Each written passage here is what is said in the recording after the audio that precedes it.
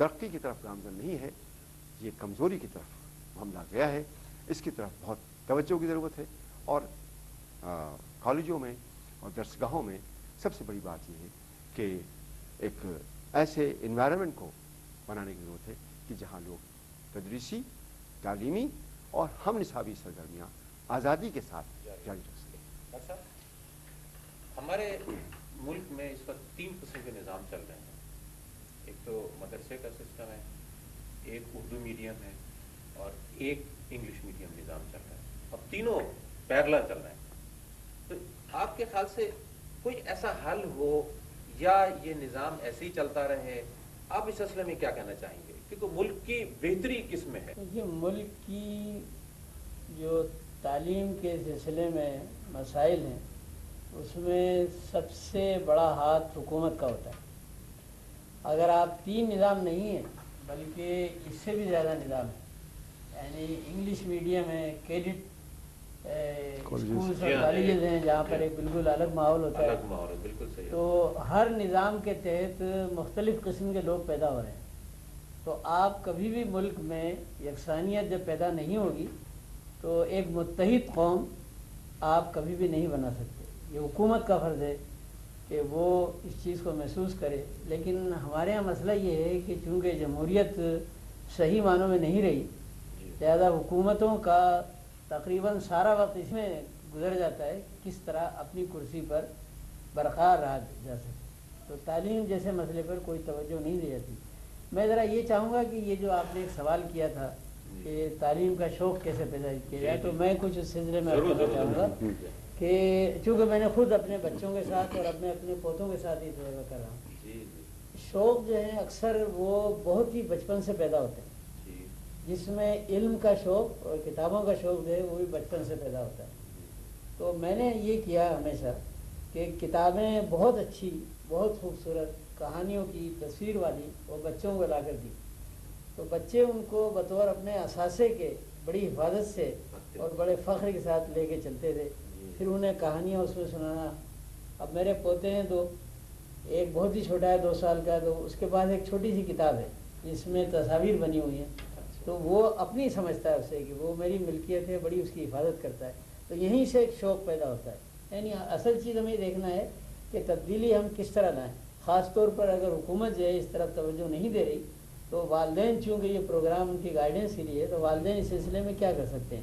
تو یہ شوق وہاں سے پیدا ہوتا ہے. اچھا، اسی طرح یہ جو ہم نصابی سرگرمیوں کا، دوسری چیزوں کا اکثر ہم ذکر کرتے ہیں کہ یہ نہیں ہوتی، ہونا چاہیے. اس کے لیے میری تجویز یہ ہے، چونکہ میں خود کر رہا ہوں، یعنی آئی بی اے میں بھی ہم کرتے تھے، سارے ہمارے پروگرام جو پہلے زمانے میں جس کا کہا جائے وہ سب ہوتے تھے. کراچی یونیورسٹی میں بھی میں نے یہ کیا کہ ہفتہ طلباء کے میں بہت خلاف ہوں، اس لیے کہ سال میں ایک مرتبہ آپ ان کو موقع دے کر کیا ان کی صلاحیت بیدار کر سکتے ہیں. تو ہم نے یہ کیا تھا کہ ہر 15ویں دن ہر ڈپارٹمنٹ میں کلاسوں کے بعد، یعنی 12 بجے یا اس کے بعد پروگرام ہوا کریں گے. تو جب یہ ہفتہ طلباء منایا جاتا ہے نا تو تنظیمیں جو ہیں اس پہ قبضہ کر لیتی ہیں اور بہت ہی کم لوگوں کو موقع ملتا ہے. تو شعبہ جاتی سطح پر میں نے یہ پروگرام شروع کرائے تھے. اس سے فائدہ یہ ہوتا تھا کہ قیادت اور اپنی صلاحیت دکھانے کا ہر شعبے میں موقع ملا کرتا تھا اور تعلیم بھی متاثر نہیں ہوتی تھی. اچھا، دن ہم نے اس طرح مقرر کیے تھے جیسے ایک دفعہ پیر کو ہوگا، اس کے اگلے 15 واڑے میں منگل کو ہوگا، تاکہ ایک قسم کی کلاسیں جو ہیں وہ متاثر نہ ہوں. تو اس کے لیے جو میں تجویز دوں گا، ابھی بھی میں کر رہا ہوں جس یونیورسٹی کا ہے وہاں پر بے شمار سوسائٹیز بنی ہوئی ہیں اور سارے پروگرام ہمارے طالب علم بھی کرتے ہیں. اس وقت بھی بڑا اچھا پروگرام وہاں پر ہو رہا ہے. تو سرکاری اداروں کے لیے میری تجویز یہ ہے کہ ایک اسٹینڈرڈ فارم بنایا جائے جس میں وہ تمام چیزیں لکھی ہوئی ہوں کہ آپ کے یہاں کیا سوسائٹیز ہیں، آپ کے یہاں کیا یونینز بنی ہوئی ہیں، آپ کے یہاں یہ چیزیں ہوتی ہیں جس کا ہم خواہش ظاہر کرتے ہیں. اور پرنسپل جو ہے کالج کا، اس کے پروموشن کا اور اس کے وہاں برقرار رہنے کا انحصار اس پر ہو کہ اس کی رپورٹ جو ہے وہ اس کے مطابق ہو. تو جب ایک گائیڈنس مل جائے گی کہ وائس چانسلر جو پرنسپل ہے اس کو یہ کام کرنا ہے، تو تھوڑا سا اس میں بھی شعور پیدا ہوگا اور یہ چیز ہے پھر سے ریوائیو ہو سکے گی اور پھر ایک ٹریڈیشن بن جائے گی. بالکل، بہت اچھا ڈاکٹر. ڈاکٹر صاحب میں یہ پوچھنا چاہوں گا کہ آپ تھوڑا سا یہ گائیڈ کریں کہ والدین جو اساتذہ ہیں، اساتذہ کا احترام کے سلسلے میں طلباء کو آپ صحیح طرح سے ذرا گائیڈ کریں. اگر حضور نے نبی اکرم صلی اللہ تعالیٰ علیہ وسلم کا فرمان تو موجود ہے اور سب جانتے ہیں کہ ہر آدمی کے 3 روحانی اور اعتبار سے باپ کا درجہ حاصل کرتے ہیں. ایک تو حقیقی باپ ہے، ایک استاد جو روحانی ہے، ایک قانونی باپ جو فادر اللہ ہم کہتے ہیں. تو اس اعتبار سے اگر دیکھا جائے اساتذہ کو طلباء کے لیے والدین کا رتبہ سرکار دو عالم صلی اللہ تعالیٰ علیہ وآلہ وسلم نے عطا فرمایا. اور اس سے بھی بڑی بات یہ کہ حضور اکرم صلی اللہ علیہ وسلم نے خود اپنے بارے میں یہ ارشاد فرمایا ہے کہ میں معلم بن کر آیا ہوں. اب اس حدیث کو ہمارے طالب علم جو عاشقان رسول کے نونہالان ہیں، مسلمان ہیں، اور ہر بچہ ہو یا بچی، ہر ایک کے دل میں حضور کی محبت موجود ہے. ہمارے یہاں تو بچہ جب بولنے لگتا ہے تو کلمہ پڑھاتے ہیں لا الہ الا اللہ محمد رسول اللہ، اور ابتدائی تعلیم میں یہ بات شامل ہوتی ہے حضرت محمد صلی اللہ علیہ وسلم اللہ کے رسول ہیں. تو حضور اکرم صلی اللہ علیہ وسلم سے محبت عقیدت کی تربیت ہم شروع دن سے ہی کرتے ہیں.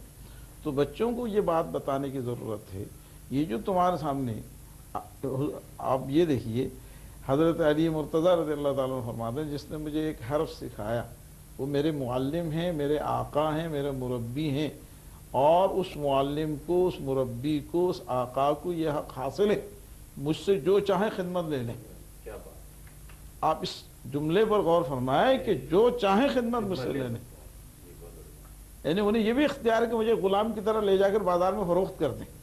یعنی یہ ایک انتہائی مقام کی اہمیت کو سمجھانے کے لیے حضرت علی مرتضیٰ رضی اللہ تعالیٰ عنہ فرماتے ہیں. تو اس اعتبار سے اور باادب بانصب، بے ادب بے نصیب، یہ تو ہے ہی ہے. پھر یہ بات ضروری ہے کہ جب تک استاد و شاگرد کا رشتہ، روحانی رشتہ، فکری رشتہ استوار نہیں ہوگا، استاد کا جو فیض جاری ہے اس قلب پر عکس معکوس ہو ہی نہیں سکتا. حضرت امام شافعی نے شکایت کی میرا حافظہ کمزور ہوتا جا رہا ہے. تو فرمایا ان کے استاد نے کہ جو دل معصیت کا اس میں ذرا بھی اثر باقی ہے اللہ کا نور اس میں اترے گا نہیں. تو معصیت تو سب سے بڑی معصیت استاد کی نافرمانی ہے. سب سے بڑی نافرمانی استاد کی نافرمانی ہے. جو استاد علم کی دولت سے، تربیت کی دولت سے طلباء کو نوازتے ہیں، اور وہ دولت ایسی دولت ہے دنیا میں اس سے بڑھ کر کوئی دولت ہو ہی نہیں سکتی. حضرت نے فرمایا کہ رضینا قسمت الجبار فینا نال العلم وللجہال معارن. ہم تو اللہ کی تقسیم پر بڑے خوش ہیں اور ہمارے لیے علم ہے، جاہلوں کے لیے مال ہے. حضرت علی مرتضیٰ فرماتے ہیں العالم حی بعد موتہ. عالم تو مرنے کے بعد بھی زندہ رہتے ہیں اور جاہل مرنے زندگی میں بھی مردہ ہیں. تو اس اعتبار سے طلباء کو میرا یہ پیغام ہے کہ جب تک وہ اپنے اساتذہ کو باپ سمجھ کر، مربی سمجھ کر، مشفق سمجھ کر ان کا احترام نہیں کریں گے، ان کا ادب نہیں کریں گے، ان تعظیم نہیں کریں گے، ان کی توقیر نہیں کریں گے، ان کے علم سے کبھی فیضیاب نہیں ہو سکتے. کسی عربی کا ایک مقولہ ہے کہ ڈاکٹر اور معلم ان سے اس وقت تک فیض حاصل کیا جا سکتا ہی نہیں جب تک ان کی توقیر نہیں کی جائے گی، ان کی تعظیم نہیں کی جائے گی. یہ میں عرض کرنا چاہوں گا کہ بعض دفعہ استاد کے احترام میں ہم کچھ ایسے رویے کا خواہش کرتے ہیں جو میں سمجھتا ہوں کہ فکر اور سوچ پر تالے لگا دیتا. مثال کے طور پر کہ میرے سامنے وہ خاموش ہو جاتا تھا، زبان اس کی بند ہو جایا کرتی تھی. تو میری جو فکر ہے اور جو میں نے اپنی زندگی میں کیا ہے، میں نے ہمیشہ استادوں سے بھی کہا ہے، لڑکوں سے بھی کہا ہے کہ آپ اپنے خیالات کو آزادی کے ساتھ اظہار کریں، آپ اختلاف کریں، اپنی سوچ کو ظاہر کریں.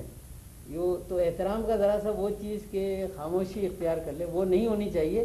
یہ دراصل ہمارے جو بر صغیر میں پسماندگی کا دور تھا، اس میں یہ تصور ابھرا تھا کہ بس استاد ہے یا والد ہیں، ان کے سامنے بس جو وہ کہیں وہ کر لیا جائے.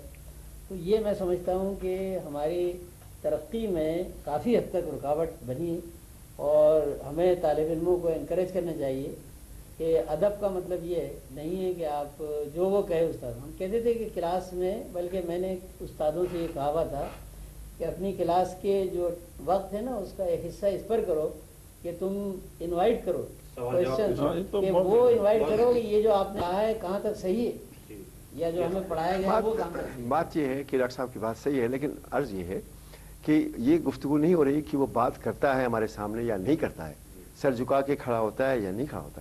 اس وقت جو صورتحال ہے اس پس منظر میں یہ بات نہیں ہے، بلکہ یہ ہے کہ ہم اس اساتذہ کا وہ احترام اور شائستگی سے گفتگو، اور جو بھی سوال کرنا ہے وہ سوال کریں، جو بھی پوچھنا ہے پوچھیں، جو بحث کرنا ہے بحث کریں، لیکن ذہن میں اگر آپ استاد کا احترام نہیں رکھیں گے، اگر اس کے ساتھ بدسلوکی کریں گے، اگر اس کے ساتھ تہذیب سے پیش نہیں آئیں گے، تو پھر آپ کا معاشرے کا خدا حافظ. ناظرین، وقت کی کمی کی وجہ سے میں تھوڑا سا یہ اس پوری جو آج باتیں ڈسکشن میں آئی ہیں اس میں سب سے بڑی بات یہ آئی کہ والدین کا جس طرح سے احترام ہے، اساتذہ کا بھی احترام کرنا ضروری ہے. ہاں، اس میں ضرور ہے کہ ایک قسم کی جو ڈسکشن سے میں نتیجہ نکال رہا ہوں وہ یہ کہ والدین، اساتذہ کو بھی اس بات کا خیال رکھنا چاہیے کہ بچوں کے ساتھ ذہنی ہم آہنگی کی بھی پوری کوشش کرنا چاہیے، تاکہ بچوں کو کھل کر اپنے سوالات کا پوچھنے کا بھرپور موقع ملے. جو آج کل حالات چل رہے ہیں اس میں یہ ضروری ہے کہ ذہن بچوں کے ساتھ یہ ضرور ان کے ساتھ یہ ساتھ دے کہ بچے اپنے اساتذہ سے برملا جو سوالات ان کے ذہن میں ہیں وہ پوچھ سکیں. یہ بہت ضروری ہے. ڈاکٹر صاحب نے آج بہت عمدہ بات بتائی ہے کہ بھئی والدین کا احترام بھی ضروری ہے، اور جو ماحول ہے چل رہا ہے آج کل اس میں بہتری کی بھی ضرورت ہے. ڈاکٹر صاحب نے بھی بہت عمدہ بات کہی ہے. آج جو ڈسکشن رہی ہے اس کا لب لباب یہ ہے کہ ہم اپنے تعلیمی اداروں میں ایسا ماحول پیدا کرنے کی کوشش کریں کہ جس میں ایکٹیویٹیز بھی ہوں، تعلیم کے ساتھ ساتھ اس میں اساتذہ اور طلباء کا آپس کا جو ربط ہے وہ ایسا ہو کہ استاد بچے کے لیے آئیڈیل ہو، اور یہ ذہن میں رکھے کہ یہ بچہ مجھے آئیڈیل سمجھتا ہے، اور اسی کی بنیاد بناتے ہوئے